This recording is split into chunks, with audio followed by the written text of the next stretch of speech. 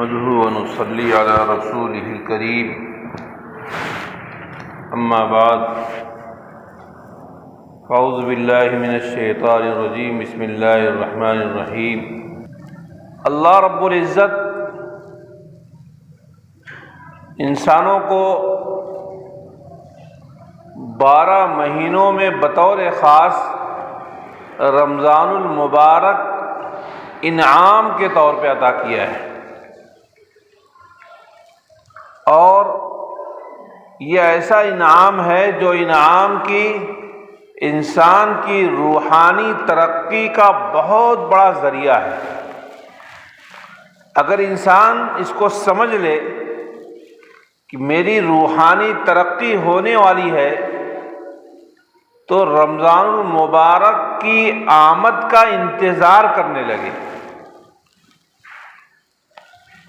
جیسے عید کے آمد کا انتظار دکاندار کرنے لگتے ہیں، کپڑا بیچنے والے، کپڑا سلنے والے، جوتا بیچنے والے اور عید کا دیگر سامان بیچنے والے عید کا انتظار کرتے رہتے ہیں۔ کیوں انتظار کرتے ہیں؟ کہ وہ جانتے ہیں کہ ہماری آمدنی کا ذریعہ بڑھ جائے گا۔ عید کے موقع پہ لوگ زیادہ سے زیادہ سامان خریدیں گے، زیادہ سے زیادہ کپڑا خریدیں گے، جوتا خریدیں گے، فلاں سامان خریدیں گے، تو ہماری نفع بڑھ جائے گی۔ ایسے ہی میرے بھائی اور بزرگوں، جو لوگ اللہ کے خاص بندے ہوتے ہیں، جو لوگ اللہ رب العزت کی رضا اور اللہ کی خوشنودی، اللہ کو راضی کرنا جن کا مقصد ہوتا ہے، وہ رمضان المبارک کا انتظار شدت سے کرتے ہیں۔ انسانی جماعت میں سب سے زیادہ مقدس اگر کوئی انسان ہو سکتا ہے تو وہ ہمارے آقا سید عالم جناب محمد الرسول اللہ صلی اللہ تعالی علیہ وسلم ہے۔ ان سے زیادہ مقدس کوئی انسان نہیں ہو سکتا، اس لیے کہ اللہ تعالیٰ نے جتنے بھی کمالات ہو سکتے تھے سارے کمالات جناب محمد الرسول اللہ صلی اللہ علیہ وسلم کو دے دیا تھا۔ آپ کی تعریف کرتے ہوئے یوں تو قیامت تک بڑے بڑے شاعر آئیں گے، بہت سے آ کر دنیا سے چلے گئے، نعت کہتے رہیں گے، حضور کی تعریف کرتے رہیں گے، لیکن خود ایک صحابی رسول جو حضور کی تعریف کر گئے اس سے آگے کوئی تعریف نہیں کر سکتا۔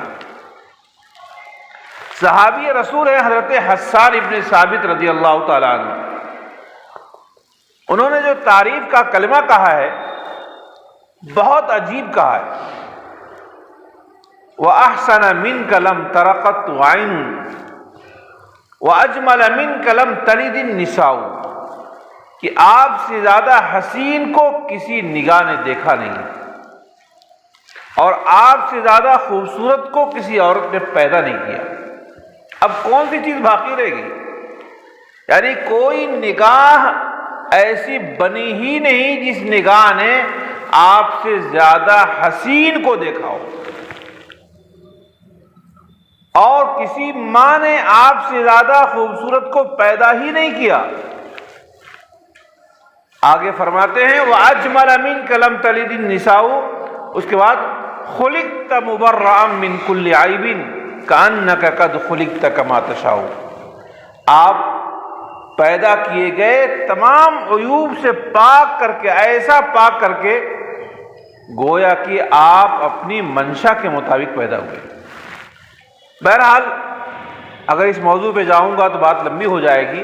میں آپ کو ایک بات صرف یہ بتا رہا ہوں کہ حضور اکرم صلی اللہ تعالی علیہ وسلم سے زیادہ باکمال کسی بھی اعتبار سے، چاہے ظاہری اعتبار سے چاہے باطنی اعتبار سے، اس سے زیادہ خوبی کا تصور ہی کرنا انسانی جماعت میں ممکن نہیں۔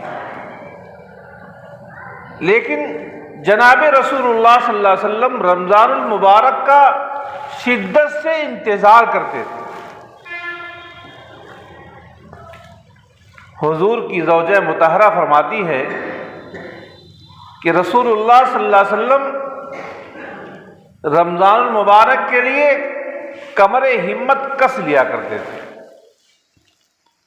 یعنی گویا کہ انتظار ہے کہ بہت اہم، جیسے آدمی کو کوئی کھیتی والا انسان ہوتا ہے تو جب کھیتی کا زمانہ آتا ہے تو اس سے پہلے ہی سارا انتظام کرتا ہے، ہل کا بھی انتظام، اب تو خیر سب ریڈی میڈ ہو گیا، پہلے زمانے میں اس سب بنوانا ہے، کوئی بگڑی ہوئی چیز اس کو درست کرانا ہے تاکہ جو کام کا زمانہ ہے اس کام کے زمانے میں کوئی ادنا درجے کی کوئی دقت پیش نہ آئے۔ ایسے ہی رسول اللہ صلی اللہ علیہ وسلم رمضان المبارک کی آمد کا اتنی شدت سے انتظار کرتے تھے کہ آپ پوچھیے مت، اور جب رمضان المبارک جانے لگتا تھا تو آپ صلی اللہ علیہ وسلم گویا کہ اپنی دعاؤں میں روتے تھے اور رو رو کے کہتے تھے اے اللہ ہم سے قدر تو نہیں ہو سکی، اے اللہ جو خطائیں ہوئی ہوں اس کو معاف کیجیے، پھر آئندہ نہ معلوم رمضان ہم کو ملے یا نہ ملے۔ میرے بھائی اور بزرگوں، ہم بھی رسول اللہ صلی اللہ علیہ وسلم کی امت ہیں اور حضور اکرم صلی اللہ تعالی علیہ وسلم سے ہمارا گہرا رشتہ ہے۔ جیسے حضور سے زیادہ کوئی بلند بزرگ بڑا نبی پیدا نہیں ہوا، ایسے ہی اس امت سے بھی زیادہ کوئی بڑی امت نہیں پیدا ہوئی ہے، یعنی کسی بھی نبی کی امت کا وہ مقام نہیں ہے جو مقام امت محمدیہ کا یعنی ہمارا اور آپ کا ہے۔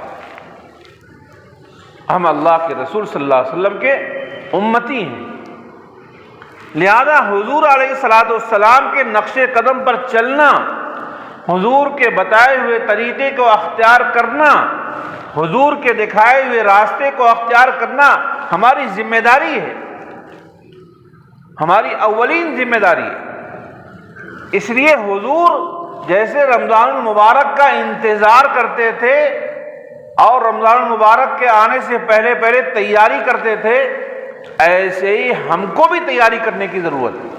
اب آپ کہیں گے کہ مولوی صاحب ہم نے بھی تیاری کر رکھا ہے کہ سحری میں کون سا آئٹم بنے گا اور افطاری میں کون سا آئٹم رہے گا، ہم لوگ بھی تیاری کر رہے ہیں۔ نہیں میرے بھائیو، یہ تیاری نہیں ہے جو آج ہم کر رہے ہیں۔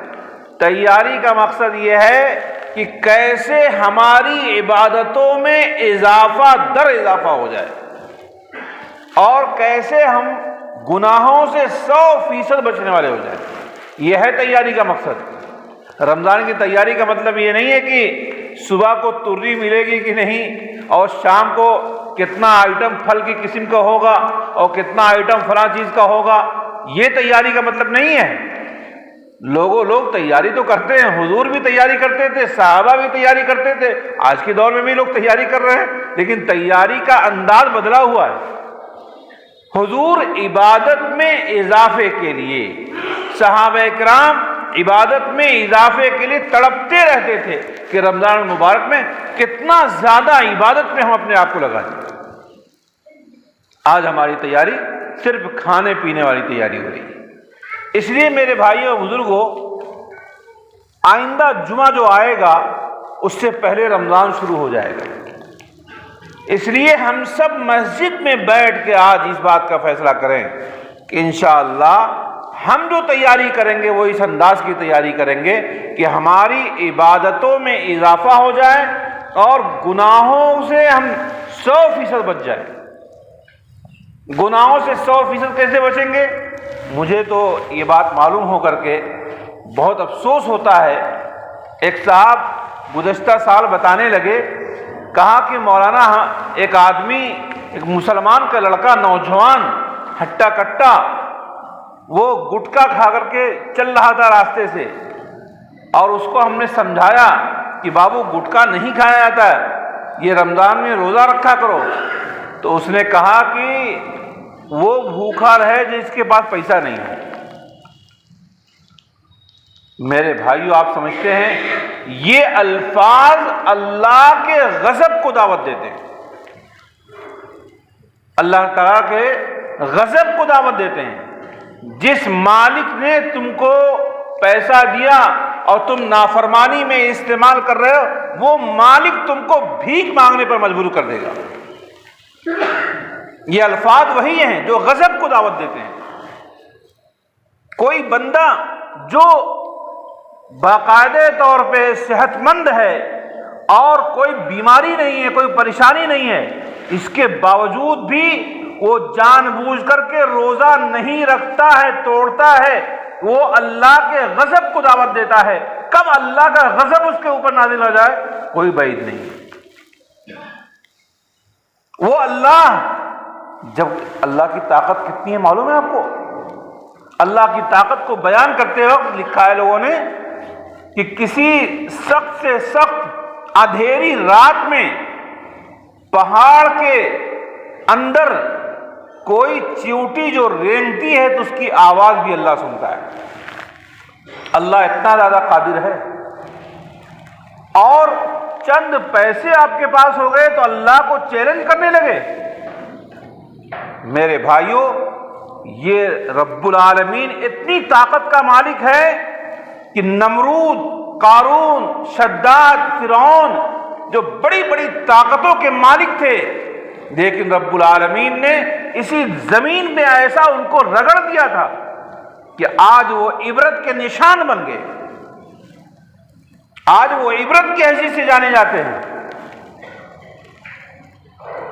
قارون نے جنت بنوائی تھی کہ ہم اسی دنیا میں جنت کا مزہ لیں گے، لیکن جنت بنوانے والا اپنی جنت میں داخل نہیں ہو سکا۔ اس لیے اگر رب العالمین نے ہم کو اور آپ کو صحت دیا ہے، مال دیا ہے، پیسہ دیا ہے، میرے بھائیوں اس کا غلط استعمال مت کرو، ورنہ اگر غلط استعمال کرنے کے مقابلے میں اللہ سزا دینے پر آئے گا تو اللہ کچھ بھی کر سکتا ہے ہمارے ساتھ۔ جو مالک آج ہم کو اتنا پیسہ دیا کہ ہم آرام سے کوئی کام کر سکتے ہیں اپنا، اگر نافرمانی کریں گے، ہم اللہ کے مقابلے میں چیلنج کریں گے تو رب العالمین آپ کو کٹورا لے کر کے باہر بھیک مانگنے پر مجبور کر سکتا ہے۔ اسی ہندوستان کے اندر لوگوں نے دیکھا ہے دہلی کی جامع مسجد کی سیڑھیوں پر مغلیہ بادشاہوں کی اولادوں کو بھیک مانگتے دیکھا ہے۔ آپ کیا سمجھ رہے ہیں؟ مغلیہ بادشاہ جو بڑے بڑے بادشاہ تھے، پورے ملک میں حکومت کر رہے تھے، لیکن نافرمانیوں پہ جب اللہ کی پکڑ آتی ہے تو وہ زمانہ بھی لوگوں نے دیکھا ہے کہ سیڑھیوں پہ بیٹھ کے ان کی اولاد بھیک مانگ رہی ہے۔ اس لیے رمضان المبارک کے اگر خدا نخواستہ کبھی کسی مجبوری کی وجہ سے آپ روزہ نہیں رکھ سکے، کوئی پریشانی آپ کو ہے، کوئی بیماری ہے، تو اس کے لیے بھی اللہ سے معافی مانگتے رہو۔ اے اللہ، ہم روزہ نہیں رکھ سکے، ہم بہت بڑے مجرم ہیں، کہ جائے کہ اس کے مقابلے میں کوئی تنزیہ جملہ کہو کہ روزہ وہ رکھے جس کے پاس کھانے کو پیسہ نہیں ہو۔ میرے بھائیوں، حدیث کے اندر ہے، حدیث کے اندر آیا کہ باب الریان لا يدخلها الا من صام شہر رمضان۔ جنت کے اندر ایک دروازہ ہے جس کا نام ہے باب الریان، اس دروازے سے وہی داخل ہوگا جو رمضان المبارک کے روزے رکھنے والا ہوگا۔ ایسے بھی زیادہ مجرم لوگ ہوتے ہیں، پورے رمضان روزہ نہیں رکھیں گے اور عید کا کپڑا سب سے پہلے سلوائیں گے، عید کا انتظام سب سے پہلے۔ ایک صاحب تھے، وہ روزہ نہیں رکھتے تھے، لیکن افطاری کے لیے جب انتظام ہوتا تھا تو سب سے پہلی ایک دم آگے بیٹھتے تھے۔ کسی نے کہا کہ ارے چاچا تو روزہ نہ رکھتا ہے اور افطاریہ میں ایک دم آگے، کہا کافرے سمجھے ہے، کہا کہ افطاریوں نہ کریے، یعنی اپنا ایمان بچانے کے لیے کھانے کے لیے تو آگے ہیں، لیکن روزہ رکھنے کے لیے ان کا دماغ خراب ہو رہا ہے۔ میرے بھائی اور بزرگوں، یہ روزہ بہت بڑی نعمت ہے۔ رمضان المبارک اتنی بڑی نعمت ہے، اتنی بڑی نعمت ہے، یہ نعمت جب ہاتھ میں لگ جائے کسی کے اور اس کے بعد بندہ اپنے آپ کو اللہ سے معاف نہ کروا لے، بندہ اپنے اعمال میں ترقی نہ کر جائے، اگر بندہ ایسا نہیں کر پایا تو اس سے بڑا بدنصیب کوئی دوسرا بندہ نہیں ہو کہ اللہ تعالیٰ نے ایسا چانس دیا، ایسا موقع دیا، اس موقع کے باوجود تم کو اس بات کی توفیق نہیں ہو سکی کہ رمضان المبارک میں تمہاری حیثیت آگے بڑھ جائے۔ اس لیے میرے بھائی اور بزرگوں، اس مسجد میں بیٹھ کر کے ہم سب اپنے دل میں تہیہ کریں، قسمیں کھا لیں، چاہے کچھ بھی ہو جائے، رمضان المبارک کا کوئی ایک روزہ ہم نہیں چھوڑیں گے۔ اور اسی کے ساتھ ساتھ آپ لوگ گھروں کے ذمہ دار ہیں، کوئی آدمی دادا ہے اپنے گھر کا، کوئی آدمی ابا ہے، کوئی کچھ ہے، کوئی چاچا میاں ہے، اور گھر میں ہر ایک کا اثر ہے۔ آپ یہ نہیں کہہ سکتے کہ میں تو روزہ رکھتا ہوں، میرا بیٹا ہوا نہ رکھتا میں کیا جانوں، نہیں، حدیث کے اندر آیا ہے کلکم راعٍ وکلکم مسئول عن رعیتہ، تم میں کا ہر ایک ذمہ دار ہے اور اس کی رعایا کے بارے میں اس سے سوال کیا جائے گا۔ آپ باپ ہیں، آپ کی اولاد میں سے کوئی روزہ نہیں رکھتا اور آپ نے اس کے اوپر سختی نہیں کی تو اللہ رب العزت آپ کا بھی دامن پکڑے گا، خدا بند تعالیٰ آپ کے اوپر بھی مشکلات پیدا کرے گا۔ بہت سے لوگ کہتے ہیں کہ کیا کروں، میں تو ایک مرتبہ کہہ رہا ہوں میرا بیٹا ہوا نہ رکھتا، نہیں، یہ کہنا نہیں ہے۔ وہی آپ کا لڑکا اگر آپ کو کما کر کے نہیں دیتا ہے تب تو اس کو گھر سے نکال دیتے ہیں۔ اگر وہی آپ کا لڑکا تھوڑا سا آپ نے ایک کام کہا کہ میرا فلاں سامان وہاں سے لیتے آؤ، نہیں لاتا ہے، تب تو بہت ناراض ہوتے ہیں۔ لیکن وہی لڑکا رمضان المبارک کا روزہ نہیں رکھتا ہے لیکن آپ کو وہ ناراضگی نہیں ہوتی ہے، ہاں چلتے پھرتے کبھی کہہ دے، نہیں میرے بھائیوں، اپنے گھر میں کہہ دو اپنے اس بچے سے کہ اگر تم رمضان المبارک کا روزہ نہیں رکھو گے میرے ساتھ بیٹھ کے کھانے کی تم کو اجازت نہیں، میں تمہارا کوئی مجھ سے تعلق نہیں ہے، تاکہ میدان محشر میں جب اللہ مجھ سے سوال کرے تو وہاں میں بری اس ذمہ ہو جاؤں کہ میرا اس سے کوئی تعلق نہیں تھا، اے مالک میں نے اس سے 100 بار کہا تھا لیکن اس نالائق نے اس کو نہیں اختیار کیا ہے، لہذا مجھے معاف کر دیجیے۔ اس لیے میرے بھائی اور بزرگوں، رمضان المبارک کے اندر ہر شخص اس بات کا اہتمام کرے کہ ہم روزہ خود بھی رکھیں گے اور ہمارے گھر میں کوئی ایک آدمی ایسا نہیں ہوگا جو روزہ نہ رکھے، ایسے کسی ایک آدمی کو ہم برداشت نہیں کریں گے۔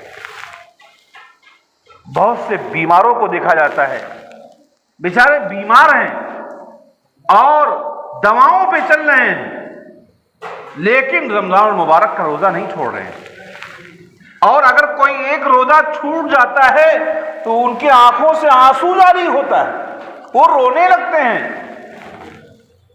اس لیے اس بات کا اہتمام ہونا چاہیے کہ رمضان المبارک کا روزہ، ہاں اللہ ہے کہ کوئی آدمی بیمار ہے، ڈاکٹر نے منع کر رکھا ہے کہ روزہ رکھنے سے آپ کا مرض بڑھ جائے گا یا آپ بہت زیادہ تکلیف میں مبتلا ہو جائیں گے، ایسا ڈاکٹر منع کرے جو ڈاکٹر نہ تو متعصب ہو اور ماہر بھی ہو، متعصب بھی نہیں ہے اور ماہر بھی ہے، ایسا ڈاکٹر آپ کو منع کر رہا ہے کہ آپ کے روزہ رکھنے کی وجہ سے مرض کی شدت بڑھ جائے گی، آپ کو تکلیف ہو جائے گی، تو اس وقت تو آپ روزہ نہیں رکھیں گے لیکن بعد میں اس روزے کو پورا کریں گے۔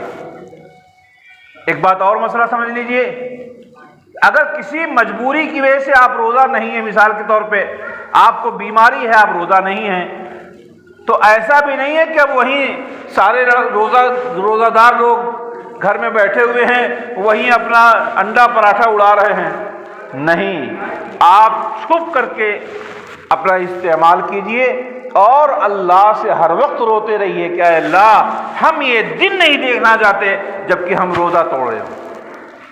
چھپ کر کے دوائیں کھائیے، چھپ کر کے اپنا کام کیجئے، علل اعلان نہیں کرنے کی اجازت ہے۔ اور جیسا کہ میں نے ابھی کہا، جو لوگ گٹکا پکار کھا کر کے راستے میں تھوکتے ہوئے چلتے ہیں، میرے بھائیوں اور بزرگوں، کب اللہ ان کے سینے سے ایمان کو چھین لے کوئی بعید نہیں۔ گویا کہ یہ اللہ کے مقابلے میں چیلنج کر رہے ہیں۔ یہ بہت بڑا جرم ہے، بہت بڑا جرم ہے۔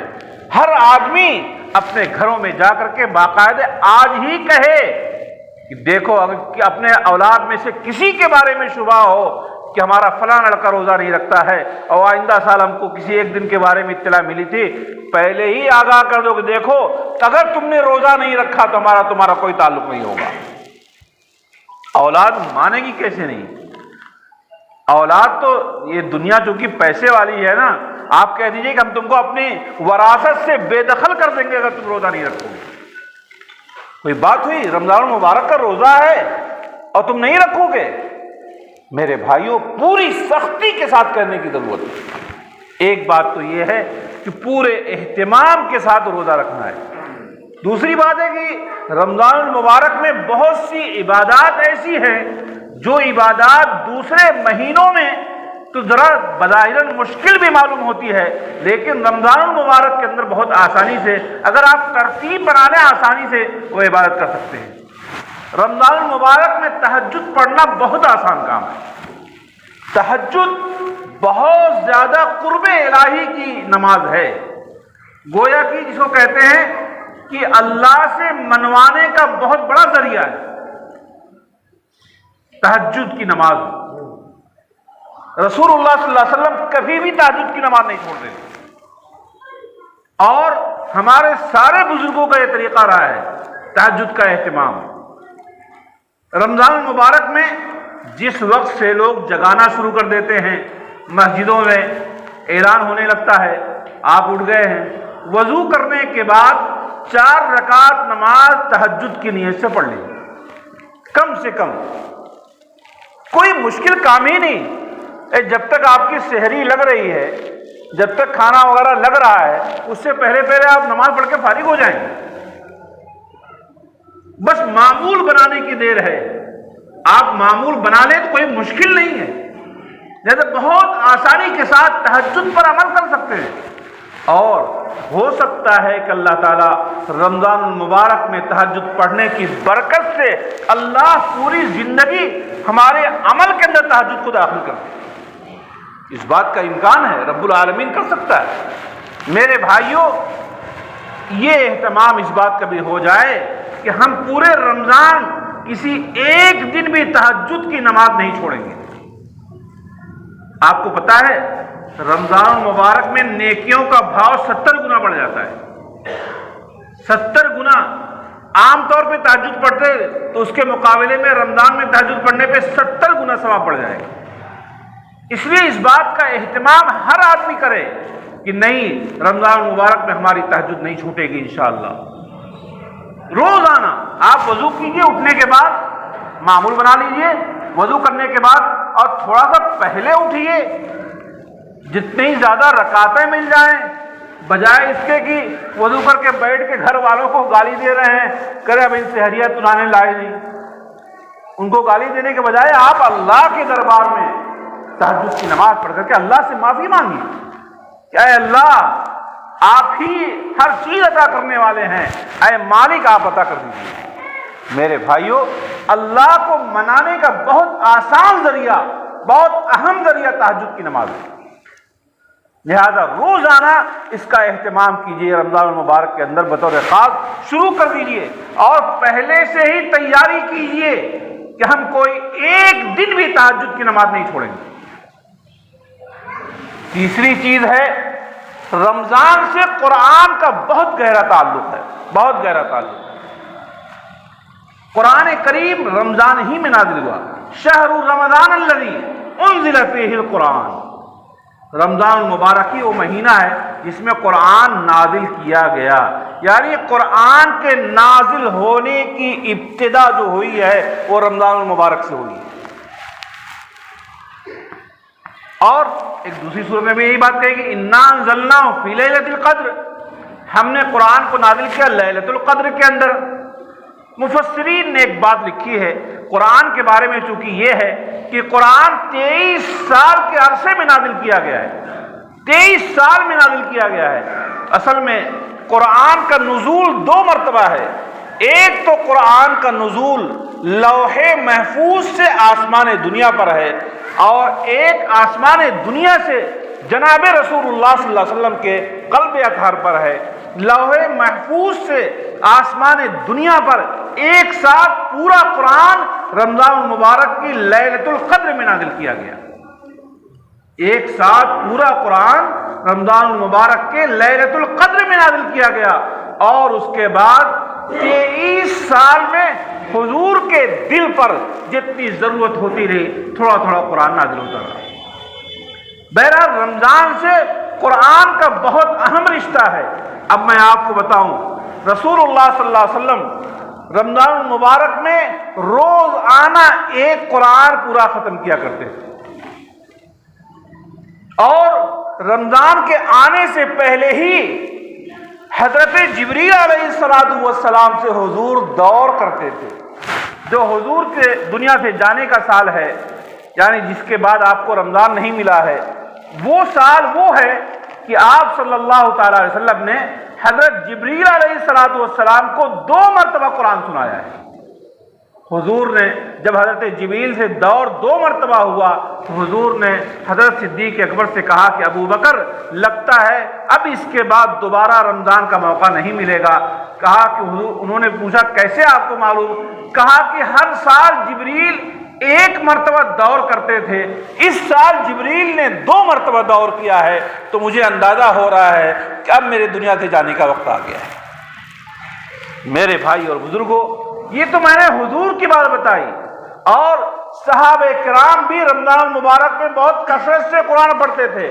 اب میں قریب کے زمانے کے کچھ بزرگوں کا تذکرہ کرتا ہوں۔ حضرت شیخ الحدیث مولانا محمد زکریا صاحب رحمۃ اللہ علیہ کا نام کون نہیں جانتا ہے؟ فضائل اعمال جو کتاب پڑھی جاتی ہے تقریباً تمام مسجدوں میں پڑھی جاتی ہے، تو فضائل اعمال کے لکھنے والے وہی ہیں۔ وہ بہت بڑے محدث تھے، اتنے بڑے محدث تھے جن کا نام ہی شیخ الحدیث پڑ گیا تھا۔ مطلقاً شیخ الحدیث جب بولا جاتا ہے تو وہی مراد ہوتے ہیں حضرت مولانا زکریا صاحب رحمۃ اللہ علیہ۔ انہوں نے لکھا ہے، ان کی ایک کتاب ہے فضائل رمضان، اکابر کا رمضان، اور کئی کتابیں ان کی اس موضوع پر ہیں۔ اس میں لکھتے ہیں کہ ہمارے گھر کی بچیاں، ہماری بچیاں گھر کا تمام کام کرنے کے ساتھ ساتھ صبح سے شام تک میں روزانہ ایک قرآن پڑھ لیا کرتی ہے۔ صبح سے شام تک میں روزانہ ایک قرآن پڑھ لیا کرتی ہیں، اور گھر کا سارا کام بھی کرتی ہیں۔ اور ہماری گھر کی عورتوں کا کیا حال ہے، اور ہمارا کیا حال ہے کہ سحری کھا کر کے جو سوئے ہیں، جبکہ رمضان المبارک میں سونے کے وقت اور غیر رمضان میں سونے کے وقت میں کوئی بہت فرق نہیں پڑتا ہے۔ بھئی 12 بجے عموماً آج کل بھی لوگ سو رہے ہیں، رمضان میں تراویح کو مکمل ہوتے ہوتے وہ بھی 11 بجے سے پہلے پہلے معاملہ ختم ہو جائے گا، اس وقت بھی سونے کا موقع ملا ہے۔ لیکن چونکہ ہم روزہ ہیں، رمضان ہے، گویا کہ احسان جتا رہے کہ نہیں اب صبح کو سوئیں گے، ضرور صبح کو 10 بجے تک سوئیں گے، اور اٹھنے کے بعد نہاتے دھلتے یہاں تک کہ ظہر کا وقت تک کر دیا جائے گا۔ یعنی صبح سے لے کے ظہر تک ہم نے قرآن کو اٹھایا ہی نہیں۔ میرے بھائی اور بزرگوں، آپ فیصلہ کر لیجئے کہ ہم روزانہ اتنا پڑھیں گے۔ کم سے کم جو لوگ حافظ قرآن نہیں ہیں وہ اس بات کا فیصلہ کریں کہ ہم روزانہ کم سے کم 3 پارے کی تلاوت ضرور کریں۔ اگر آپ نے روزانہ کم سے کم 3 پارے کی تلاوت کیا تو آپ کا اس رمضان میں 3 ختم ہو جائے گا۔ اور آپ کو پتا ہے ایک حرف پڑھنے پہ اللہ کتنی نیکی دیتا ہے؟ سب کو معلوم ہے کہ نہیں؟ کہا گیا ہے کہ ایک حرف، رمضان کے علاوہ بھی کوئی آدمی ایک حرف پڑھتا ہے تو اس کو 10 نیکی دیتا ہے اللہ۔ ایک حدیث میں آیا ہے کہ وَلَا أَقُولُ لَكُمْ أَلِفْ لَامْ مِيمْ حَرْفٌ بَلْ أَلِفٌ حَرْفٌ وَلَامٌ حَرْفٌ وَمِيمٌ حَرْفٌ۔ کہا حضور نے کہ میں یہ نہیں کہہ رہا ہوں کہ الف لام میم ایک حرف ہے، نہیں، الف لام میم کا لفظ جو ہم بولتے ہیں اس میں 3 حرف آتا ہے، الف الگ حرف ہے، لام الگ حرف ہے اور میم الگ حرف ہے۔ تو الف لام میم رمضان کے علاوہ بھی آپ پڑھیں گے تو آپ کو 30 نیکی ملے گی۔ اب اسی 30 کو جو ہے آپ ذرا 70 سے ضرب دے دیجیے، ایک حرف پڑھنے میں 10 نیکی مل رہی تھی، اس کو 70 سے ضرب دے دیجیے۔ میرے بھائی اور بزرگوں، قرآن پڑھتے جائیے، پڑھتے جائیے۔ اور جو حافظ ہیں، ہر حافظ کی ذمہ داری ہے کہ رمضان المبارک میں جتنا ممکن ہو سکے قرآن کریم کا دور کریں، سنائیں، ایک دوسرے کو سنائیں۔ اور میں نے دیکھا ہے خود حضرت مولانا زکریا صاحب رحمۃ اللہ علیہ کی کتابوں میں مختلف جگہ شیخ سے رمضان المبارک میں اگر کوئی بات کرنا چاہتا تھا بہت ڈانٹ دیا کرے، ہٹو، تم کو پتہ نہیں کہ رمضان چل رہا ہے، تم کو پتہ نہیں کہ رمضان چل رہا ہے، یعنی رمضان چل رہا ہے تو اب کوئی الگ سے بات کرنے کی کوشش مت کرو۔ رمضان چل رہا ہے تو نیکیوں کا موقع ہے، زیادہ سے زیادہ نیکیاں کمانے کی کوشش کرو۔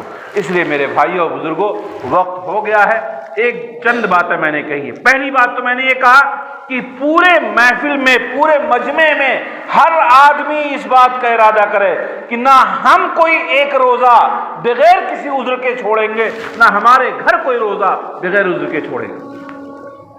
اس بات کا کنفرم فیصلہ کیجئے، اور اگر آپ کے گھر میں کوئی چھوڑتا ہے تو باقاعدہ بائیکاٹ کیجئے کہ تمہارا ہم سے کوئی تعلق نہیں ہوگا۔ دوسری بات ہے کہ رمضان المبارک کے سلسلے میں بہت گہرائی کے ساتھ اس بات کا فیصلہ کیجئے کہ رمضان المبارک کی برکتوں کو ہم فائدہ اٹھائیں گے اور تہجد کی نماز کا اہتمام کریں گے، اور ہر دن اگر کسی دن تہجد چھوٹ جائے تو تہجد نفل نماز ہے، اس کی قضا کی نہیں ہوتی ہے، لیکن آپ سوچئے کہ اگر ہماری تہجد کی نماز اپنے اوپر لازم کر لیجئے، اگر تہجد کی نماز چھوٹے گی تو اس کے بدلے ہم 8 رکعت نماز دن میں پڑھیں گے۔ اگر اس کو لازم کر لیں گے تو روزانہ تہجد کے لیے شیطان خود اٹھا دے گا آپ کو کہ کہیں یہ 8 رکعت پڑھ لے گا تو اور اس کو ثواب ملے گا، لاؤ 4 میں کام چلا لیں گے۔ تو دوسری بات تو یہ کہ تہجد کا اہتمام کریں گے۔ تیسری بات یہ ہے کہ قرآن کریم سے ہم گہرا رشتہ رکھیں گے۔ اللہ تبارک و تعالی مجھے کہنے، آپ کو سننے سے زیادہ عمل کی توفیق عطا فرمائے۔ وآخر دعوانا الحمدللہ رب العالمین۔